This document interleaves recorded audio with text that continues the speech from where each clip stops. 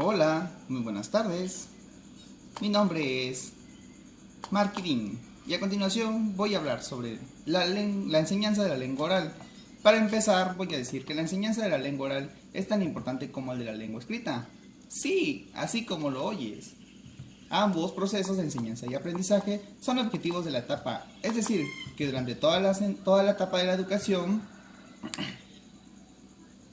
que es técnicamente obligatorio, que es infantil, primaria, secundaria, los objetivos referidos son al lenguaje. Por ejemplo, como lo había dicho anteriormente, ya sea oral o escrito, requiere de una metodología completa. Según Ruiz Bakdin, decía que la lengua se aprende desde su origen vinculada al contexto sociocultural y a los usos socioculturales. Por ejemplo, también vamos a hablar sobre los sociales. Eso quiere decir que él decía que todos aprenden a través de la sociedad y de la cultura. Bueno, también vamos a hablar, decir que los textos orales pues son expresiones que se manifiestan. Sí, se manifiestan por medio de la voz y son los más comunes en la lengua. Ahora, utilizamos la lengua para comunicarnos en distintos ámbitos, con amigos, familiares, desconocidos, en el ámbito académico. Por ejemplo, es hablar correctamente, la pronunciación, construcción del discurso, comunicación no verbal. También, ahora, la lengua oral en la escuela es muy importante porque tenemos que aprender a hacer con referente a la comprensión y la expresión. Por ejemplo, también sabemos que nosotros los estudiantes, sí, como yo también estoy estudiando, que sepan expresarse con fluidez y claridad, con óptima pronunciación y entonación. ¿Por qué? Porque si no sabemos la entonación, no sabremos decir las palabras. Es por eso que es necesaria la enseñanza de la comunicación oral, en situaciones formales e informales. Es por eso que al desarrollar las capacidades para la observación, el diálogo, el debate, el relato, la presentación de informes orales, entre otras formas de la comunicación oral, será útil porque se les facilitará interactuar con los demás en los estudios superiores y en el mundo del trabajo. Esto va con referente a lo que es la vida ciudadana. Ahora, ¿qué pasa con la sociedad? La sociedad hoy exige en eficiencia una capacidad comunicativa. Es necesario entonces que la escuela contribuya a fortalecer. ¿Por qué? Porque la escuela es un lugar donde vamos a aprender a comunicar. Exacto, como lo había dicho, nosotros nos comunicamos todo el tiempo con nuestros amigos, compañeros, maestros. ¿O no? Sí, ¿verdad? Entonces, ahora, la expresión oral también implica desarrollar nuestras capacidades de escuchar para poder comprender lo que dicen los demás. Un ejemplo, si ustedes me están comprendiendo, ustedes sabrán lo que estoy hablando, ¿sí? Porque es un tema muy interesante, conocer acerca de la expresión, de la comunicación oral. Ahora, la comprensión de textos orales se fortalece cuando platicamos frecuentemente en conversaciones, por ejemplo, los debates. Sí sabemos los que son los debates, ¿no? Cuando debatimos contra un tema. También puede ser en audiciones diversas y otras miles de más. Sí, así como lo oyes. Ahora, ¿en qué se basa el lenguaje? En ese sentido hablamos sobre los géneros de la lengua oral. Por ejemplo, entre lo que es el lenguaje oral se basa en el diálogo entre dos o más compañeros. Por ejemplo, tú me estás entendiendo lo que estoy diciendo. Ahorita estamos empleando una comunicación, ¿verdad? Dentro de la amplia gama de manifestaciones de la lengua oral, podemos establecer tres grandes grupos, que es el diálogo, el monólogo y los coloquios. Sí, esos tres. Ahora, también con referente a esto, hay niveles y registros en la lengua oral. Por ejemplo, hablamos de los registros de la lengua, que son básicamente tres. Sí, son tres. Primero está el registro culto formalizado. Este se caracteriza porque posee una gran precisión, claridad y rigor. También está el registro coloquial o familiar. Este se caracteriza por su expresividad y fluidez. También está por último el registro vulgar. Este se caracteriza por las frecuentes incorrecciones en la pronunciación de las palabras, que técnicamente hablamos del vulgarismo. Sí, es del vulgarismo, cuando dicen, ¿qué palabra tan vulgar?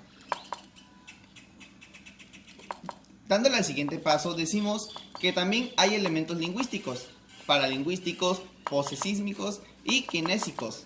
Sí, la paralingüística es la capacidad de codificar y decodificar mensajes a través de códigos no verbales producidos por la voz. Los elementos paralingüísticos los usamos al entablar una conversación y acompañan al lenguaje no verbal de forma exploratoria al mismo para transmitir información adicional al mensaje que queremos emitir. La apoxemia es la distancia física o grado de proximidad que se establece entre dos o más personas en situaciones de interacción. Ahora, como siguiente punto vamos a hablar sobre la entonación en la lectura y expresiva de datos. Sí, la lectura expresiva es producir con nuestra voz y con el lenguaje corporal que suele acompañarla toda la expresividad, las emociones que el autor o la autora hayan puesto en él, las imágenes que tiene, la textura de las palabras, la credencia con la que se cuenta una historia o la valoración de intensidad que se expone en una reflexión, etc. Por ejemplo, si hablamos de reproducir con nuestra voz y los sentimientos y emociones que le vamos a poner porque el autor así lo manejó, es por ejemplo hablar de una poesía. Oh, yo voy a declamar una poesía. Sí, una poesía.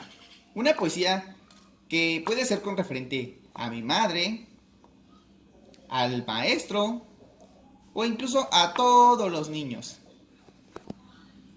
Entonces yo tendré que ponerle mucha emoción para que se vea bonito. Pero también sabemos que la entonación es algo que debemos de cuidar. ¿Por qué? Porque sabemos que hay palabras, sí, hay palabras que son muy importantes de decir. Porque algunas no llevan acento, otras sí. Uy, ya me salí de mi casita. A ver, ahí está, listo. Seguimos continuando. Vamos a decir ahora con la función escolar en el teatro escolar. ¿Por qué? Bueno, de cierta manera vamos a decirlo, la función del teatro escolar. ¿Por qué? El teatro escolar sabemos que es una especialidad que requiere de disciplina, entrega, pasión y de un amplio conocimiento de todas las expresiones artísticas. Las obras del teatro representan el mejor por medio de la formación de públicos en todo el país. Además, el complementar de manera importante los programas educativos. El teatro escolar es sin duda uno de los mejores herramientas que existen para el aprendizaje y por ello debemos de mantenerlo vivo. Sí, así que maestros, niños, vamos a hacer un teatro escolar. ¿Por qué? Porque dentro de esto entra lo que es el texto. ¿Y qué es el texto? El diálogo. Sí, el diálogo. Hemos escuchado decir, voy a escribir un diálogo de una novela o el teatro de una película. Pues eso es el diálogo. Ahora, el actor. Sabemos que el actor es un personaje principal. El personaje que digamos va a ser el que va a actuar, el que va a hacer todo lo relacionado con el diálogo que está escrito. Exacto. Ahora vamos con las técnicas de la exposición oral. Sí, así como lo oyes. Dentro de todo esto del lenguaje existen técnicas que nos ayudan. Por ejemplo, esta técnica nos permite tratar de un tema de una manera específica y de manera óptica. Las técnicas se utilizan según el público y el tema. Por ejemplo, podemos decir el foro. Sabemos que un foro es una exposición de un tema determinado que generalmente se realiza entre 4 personas o 4 estudiantes. El debate o la controversia. Esta es una actividad oral que consiste en la discusión de un tema por parte de los grupos, que son los defensores y los atacadores. Sí, un debate. Ponemos un tema y ambas personas van a ver lo negativo y lo positivo. ¿Entiendes? Ahora, también está la entrevista. Pero la entrevista es la vida social y la vida profesional. Exige a todo individuo culto habilidades para entrevistar a los demás y a su vez para ser entrevistados ellos mismos. El simposio también es una de las técnicas muy buena para esto del oral. Por ejemplo, se denomina simposio a los grupos de charlas, discursos o exposiciones verbales presentadas por varios individuos sobre las diversas fases de un solo tema. El filis, llamado igual técnica de fraccionamiento, consiste en un intercambio de ideas en un pequeño grupo de 6 personas. Y es así como también está el panel, el seminario, el congreso. Este sí lo hemos visto, ¿no? Sabemos que el congreso es algo que se da a veces entre los políticos. Pero su finalidad es la de impartir información e intercambiar opiniones, averiguar hechos e identificar situaciones, resolver problemas, planear formas de decisiones. A veces decimos, estoy en un congreso, pero es porque están cambiando ideas con referente a qué vamos a hacer. Conferencias. Todos hemos ido a una conferencia. Conferencia de aquello, conferencia de esto, conferencia del otro. Bueno, pues las conferencias están en una disertación hecha ante el público. Este tiene como fin informar, explicar, persuadir, indicar a los asesinos, etc. Y está la mesa redonda y el guión. El guión, sabemos que el guión es un expositivo, un documento interpretativo o descriptivo que se sitúa la exposición dentro de una narrativa más amplia. El guión suele ser un texto descriptivo, erudito y bien argumentado. El guión expositivo suele ser un texto descriptivo, el cual incluir ideas principales, el objetivo y debe tener coherencia, porque si no, no podríamos leerlo bien. También está lo que son los procedimientos de la estructuración de la lengua oral, la sintaxis y la lengua oculta. ¿Qué es esto? Bueno, pues la lengua oculta, o también llamada lenguaje oculto, es la de modalidad de lenguaje que es usado en conversaciones elaboradas por dos personas cultas, debido a que las habilidades expresan términos y palabras de alto valor cultural. La persona que emplea este lenguaje suele hablar con facilidad sobre temas que pueden ser la medicina, política, sociedad, salud, educación y cualquier tema, usando palabras con gran precisión y para fortalecerla de una forma muy correcta. El lenguaje culto se divide en lenguaje técnico, científico, lenguaje y lenguaje literario. La sintaxis, por otro lado, es un estricto del empleo de las normas fonéticas, sintácticas y morfológicas, aquellas que no manejan correctamente el lenguaje verbal o escrito. Ahora, el uso de los recursos retóricos. Las figuras retóricas o recursos estilísticos son esta forma literario, consisten en una desviación del uso normal del lenguaje, para lograr un efecto estilístico, repetición de elementos, intensificación, embellecimiento del mensaje, etc. Sí, todos hemos escuchado a través de las figuras retóricas, que son la aliteración, la onomatopeya, la anáfora, la elipsis, juego de palabras, hiperbatón, ironía, símil, metáfora. ¡Uy! ¡Qué buena es esta información! También están los modelos prácticos y la autocorrección. Sí, son criterios importantes para el uso correcto del lenguaje, modelos que debemos considerar los docentes al implementar la didáctica de la lengua.